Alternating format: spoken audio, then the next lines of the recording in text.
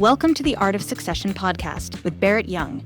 Join us as we explore the strategies, stories, and insights that shape the journey of leadership transitions and business success. No matter where you find yourself along the journey, this is the podcast where you'll find the tools to make it happen. Welcome back to part 2 of my discussion with Lesle Lane. If you're interested in part 1 of our conversation, where we go through Leslie's 3-generational legacy of professional photography, you can find that episode right here. Otherwise, let's get back to the episode. I mean, we've definitely heard about some of the massive shifts and the hardships and everything writing this thing over the past 25, 30 years. Just talk to me about the highs for you that's kept you engaged through all that. That's not just been, I have to do this because this was mom and stepdad's legacy, but I love to do this and I can't see myself doing anything else. Because there is a lot of family guilt when you take over a business. It's like, I can't let stepdad down. You know, he's watching me kind of thing.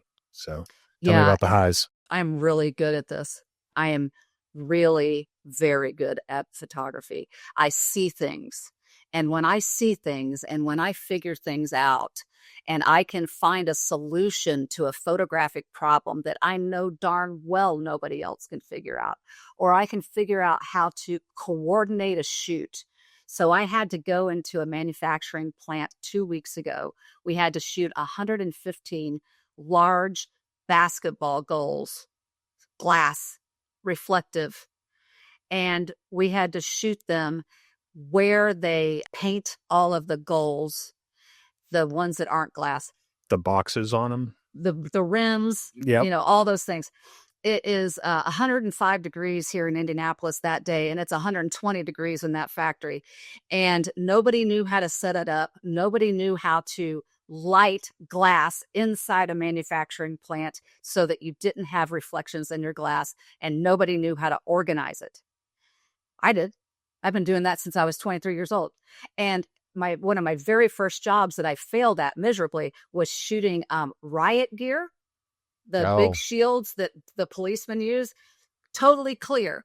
How do you shoot that? Well, that took me days to figure out how to shoot that. And so when you accomplish something and you figure it out as a 20-something-year-old, you figure it out how to do it, and then you build on that lesson to the next lesson and the next lesson and the next lesson. And so each time I do something really hard, I can't get enough of it.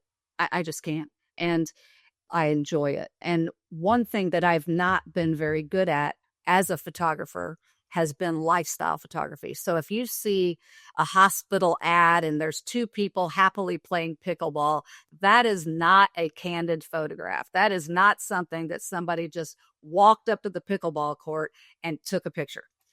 It is what I call controlled chaos. You have to figure out what lens you're going to use, how you're going to light it, what time of day to make it look natural, but it's not natural.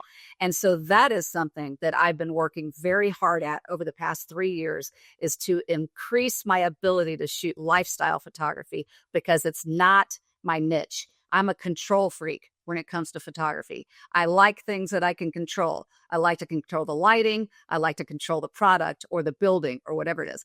And so this week I had another opportunity to work on my lifestyle photography, and it rained while we were shooting, and we had to shoot people outside all day long.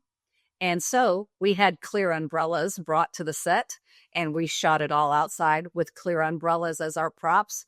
We figured it out. The lighting was perfect. They were very relaxed, very casual looking, but they were all posed and all not casual. And those were the pictures I sent off to my mom and said, look how good I did, Mom, because I did it. I did exactly what I wanted to do. They looked exactly like I wanted to. And this drive to continue improving, I'm getting there. When I think I'm getting there because I'm my hardest critic. So you're Studio 13 now. So you sold the other business? No, I sold the property. I had to sell my parents' property. No, because my life has been such a entertaining story. When I got divorced, I went bankrupt. I lost everything in my divorce. I lost the name of my business. I lost my parents' tax ID number. I lost my equipment. I lost everything due to the recession and due to my divorce. And my mother had to buy my equipment out of the bankruptcy auction in order for me to continue. And, when you talk about why did you stay in it, there have been 2 down points in my life where I almost quit. That was one. And my mom said, you can't quit. You're the best photographer in the family, and I'm not going to let you quit. And then there came a point before COVID that I wasn't able to save money for retirement like I wanted. And I knew as a single person that I had to get on it or I was going to be working until the day I died. And so I sent myself back to school to get my MBA so that I could quit photography.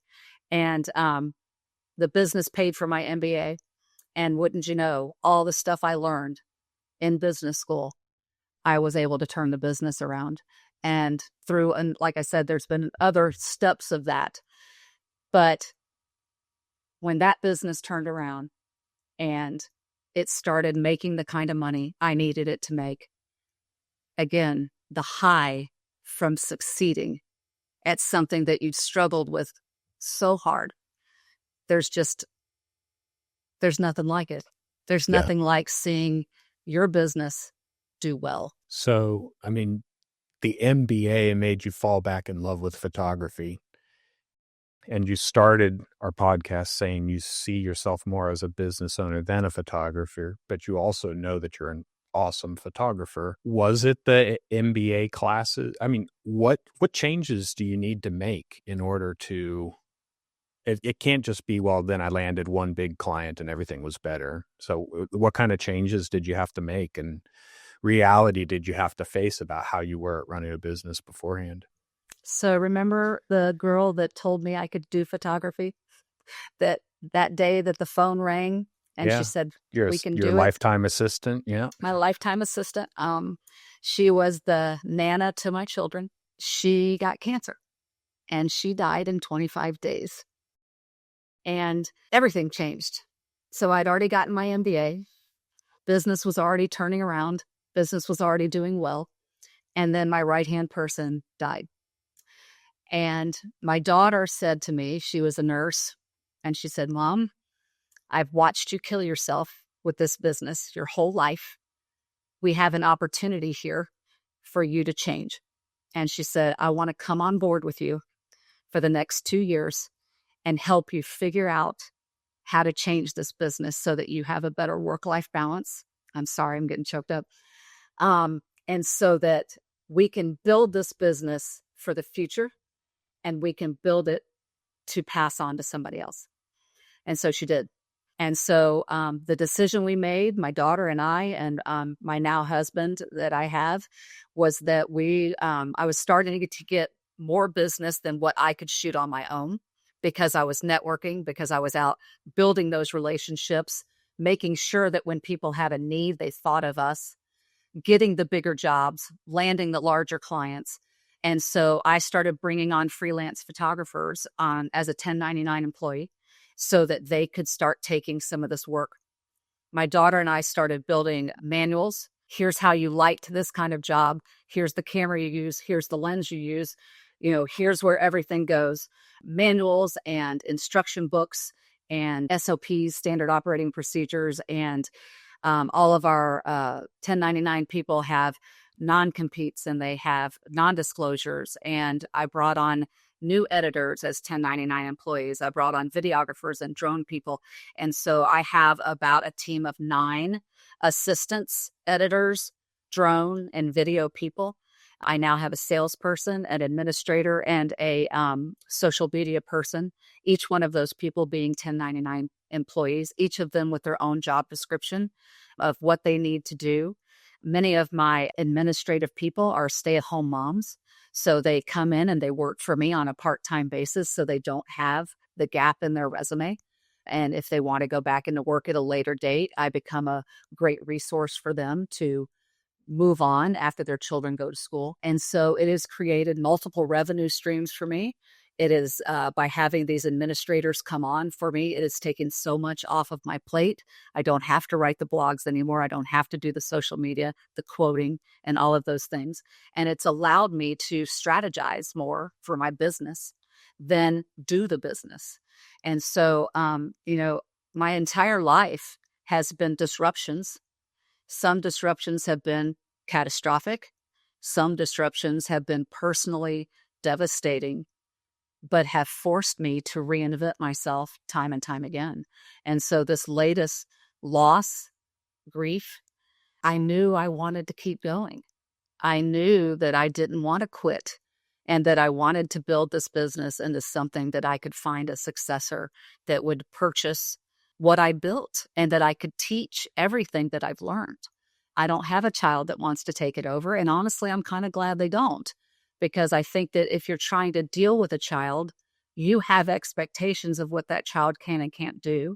I think that's just natural weakness as a parent.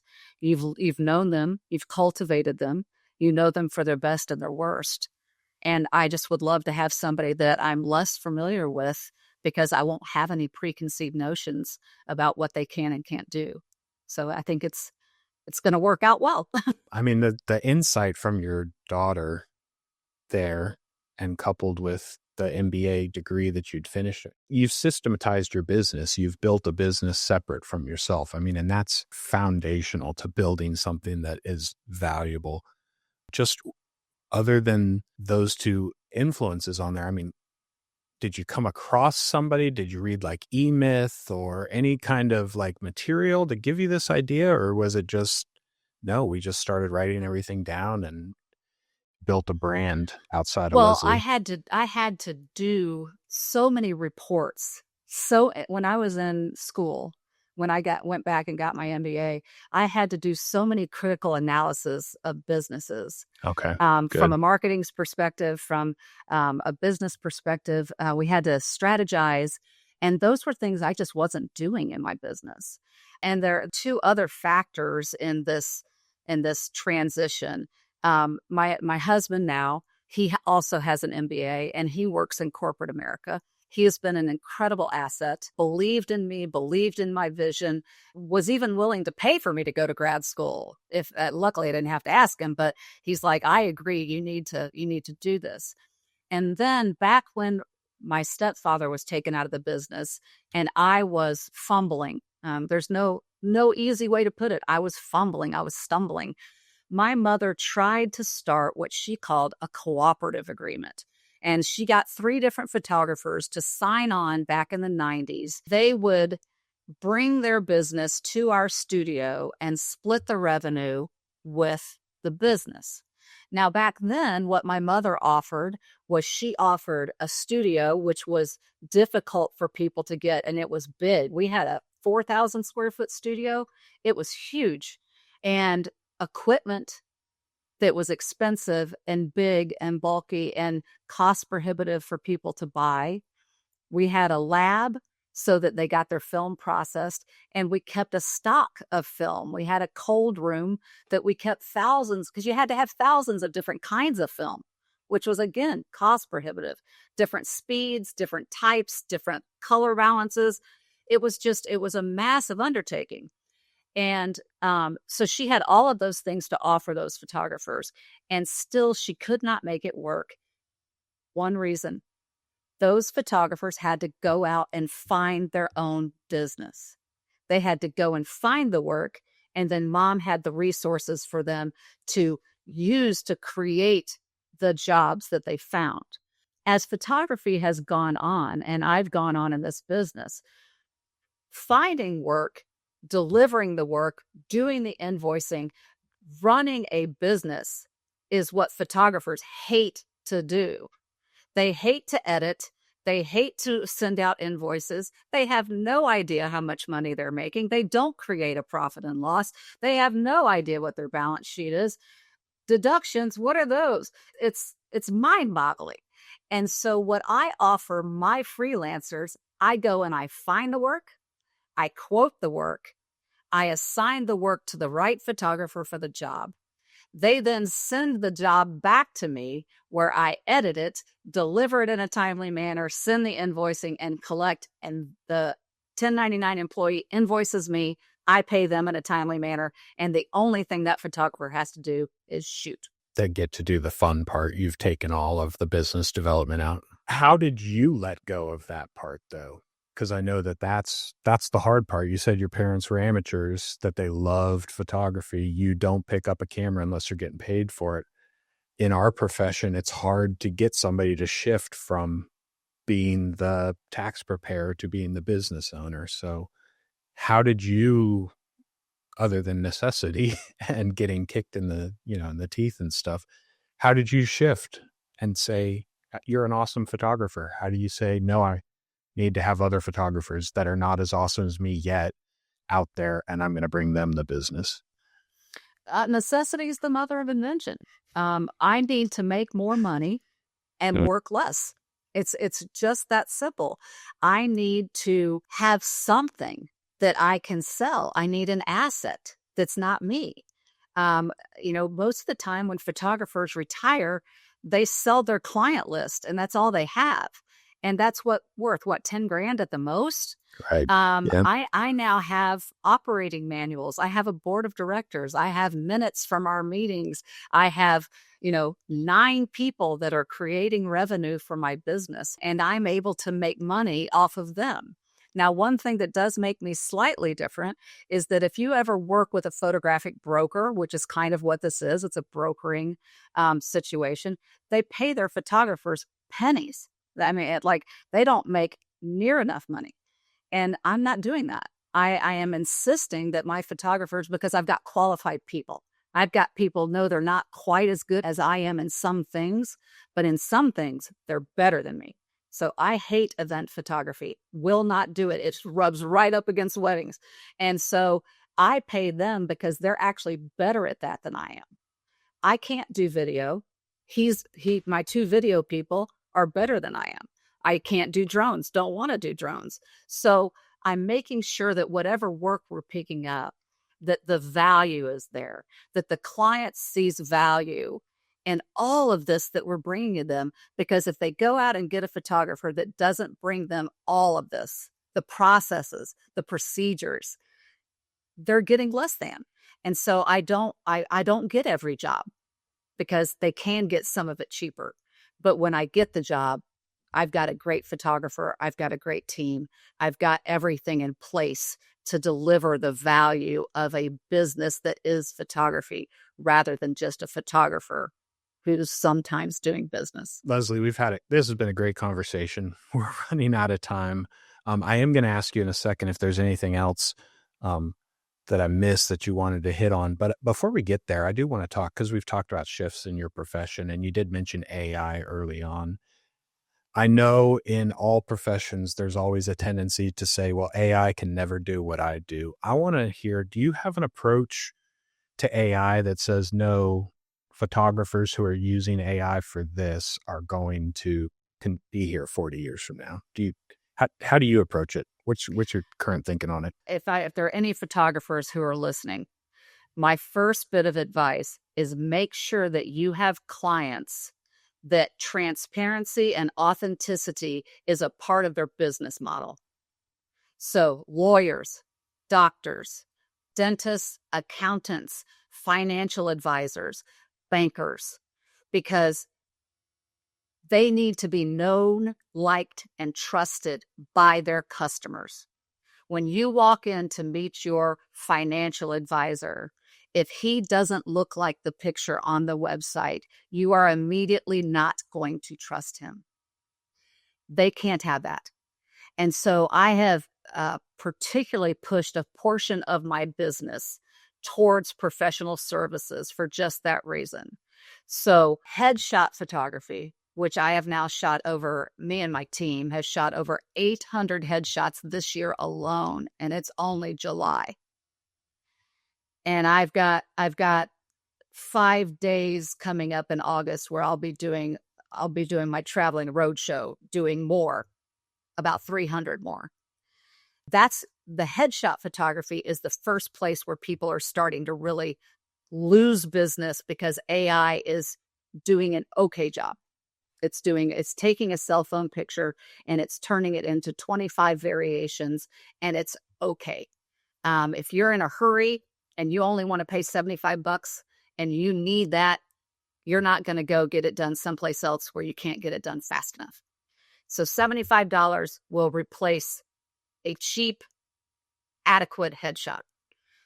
We charge $175 for our headshots to be authentic and transparent and to be edited properly. And so that price point difference is not a ton for what they're getting. I do see a time where my price point may have to decrease based on that. So I am watching the market. I'm watching how much we can invest, and I'm watching that. So that's the first thing. Make sure your business is aligned with people who have like-minded. Product photography is another place where people may think that they can get away with AI, but retailers are pushing back and they're saying no. They're saying you have to show your customers what they're really getting. There is a truth in advertising here. And so my product photography work is increasing because retailers are not taking that and taking it lying down.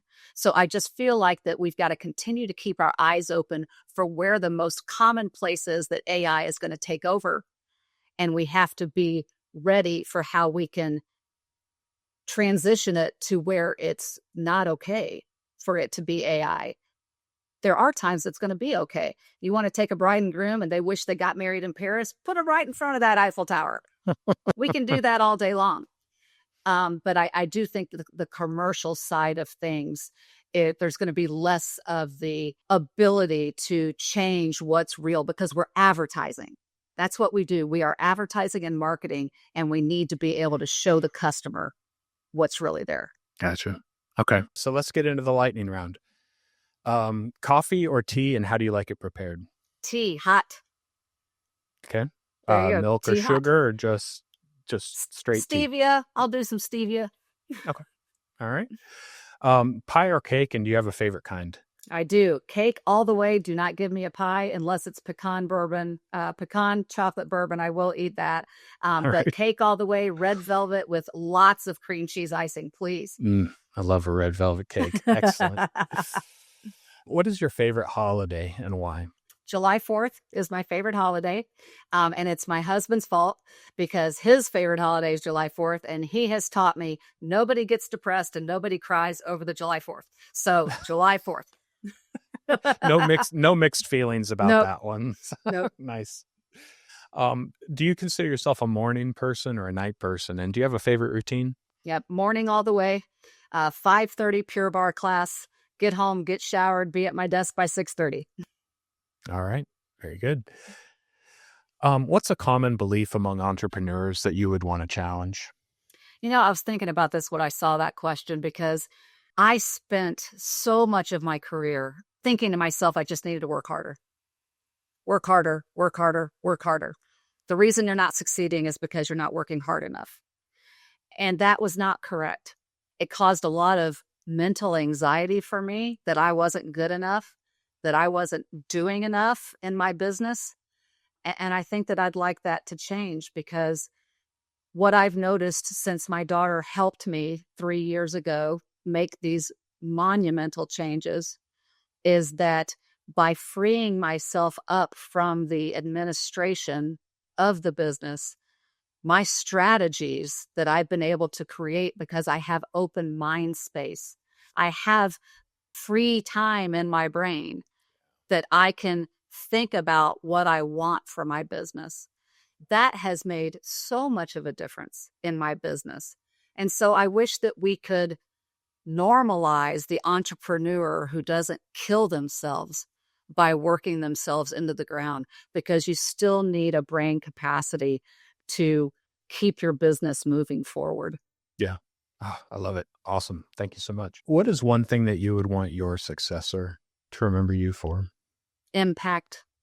I want to have an impact on people's lives, whether I'm taking their picture, whether they're a client of mine, whether they're my freelancers. Every year we do a holiday party for everybody that works for me, even though they're not payroll. I give everybody a bonus of the profits, even though they're not part of the business as far as monetary investment. My grandchildren, my children. And when I find a successor, I want to have an impact on that person's life, not just because they're purchasing my business, but because I genuinely want to mentor them and I want to help them. I don't want anybody to suffer the way I've suffered in this life. And, have people look at you and go, how do you stay so happy? How do you stay so positive? Because I refuse to let what I've gone through in my life negatively impact those around me. So impact. All right. Thank you. I'm going to throw this one in there. It's not written down, but just with third generation photographer, if you don't mind, quickly, grandfather, grandmother, mom, birth dad, stepdad, and even your assistant, if you would want to, one thing from each of them that has had the most positive impact on you. My grandfather was a pacifist. He didn't believe in fighting. And I don't believe with fighting with people. I can fight with life, but I don't believe in fighting with people. My grandmother, dear Lord, I stand on the shoulders of my mother and my grandmother. I don't even know where to start with my grandmother. So just everything. My biological father, pioneer, innovator. He had a series of businesses in his life. My mother, fierce. She is fierce. She's a no bullshit kind of gal. And if you don't want to hear the truth, don't ask her. My stepfather, I miss him terribly. If I could have a meal with anyone, I would have a meal with my stepfather. At this age, I would ask what he thinks of me. I would ask his forgiveness because I didn't understand how hard he worked. I didn't have a clue everything he did to make a life for me and my mom. And then my assistant, Tina, I would just tell her I love her. I miss her. I miss her terribly every day. And it's not the same. It's not the same without her. Even though I'm doing well, I just miss her so much. And I'm just so grateful. That list of people are the reason I'm here today. I'm so grateful. Thank you for entertaining that question from me. Lesle, where are you finding creativity right now in your work or just in general? Travel.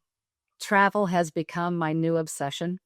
My husband took me on my first trip to Europe a while back. I don't even know how many years ago. And seeing through a different lens has inspired me. We went back to Copenhagen last year. And this year I'm taking my children to Europe for the first time, just me and my 2 adult children. And every time I go to Europe and every time I take pictures in Europe, it inspires me. So I guess I do pick up a camera in my free time. Camera? But I only take it when I go to Europe. And so the European architecture, I shoot a lot of architecture here, and seeing the buildings and the architecture completely inspires me. I sat in it was a Jesuit church in Lucerne, Switzerland. And I sat there and I wept. That architecture was so beautiful, so magnificent. And to think how old that church was and how they had to build it compared to how we build things now. That's my inspiration right now, traveling. Awesome. What do you have coming up in the next year that's got you really excited? Trying to avoid a recession, hoping that the tariffs in this country and the changes politically that are causing some economic unrest don't undo everything that I'm doing. I'm trying to mitigate that because there's a company here in Indianapolis that helps people with modern sales techniques of how to go out and train your salespeople and yourself to deal with businesses where now it's so easy to ghost people. You send an email, certainly people don't answer their phones. And so I'm going to be training me, my salesperson, and my administrator on how to do business using more modern techniques to convert sales. So that's a big thing that we're going to really be working on in the next year. And continuing to impress upon my customers that have a national base, that they're not just Indianapolis local, that sending us to their different offices to update their headshots to create a consistency across their brand is a worthwhile investment. I've got several companies that have us do that.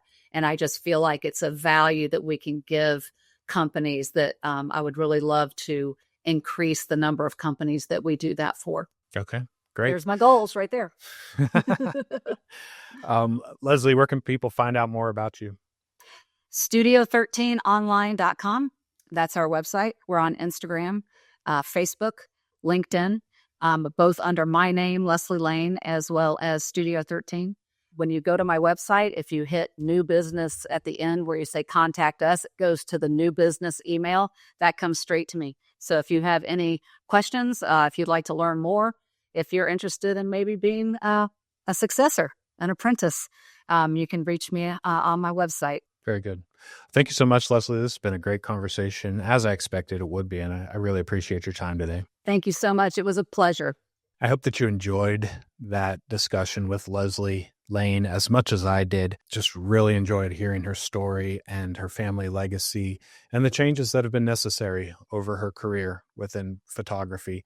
Here on the Art of Succession, we have interviews just like that with business owners twice a month. You can find one of those episodes leaked right here. If you're interested in being a guest on the Art of Succession podcast, you can find the submission form down in the description below. I'd ask that you please share this with others if you found anything of value for your own business in this episode. And I want to thank you for watching the Art of Succession podcast.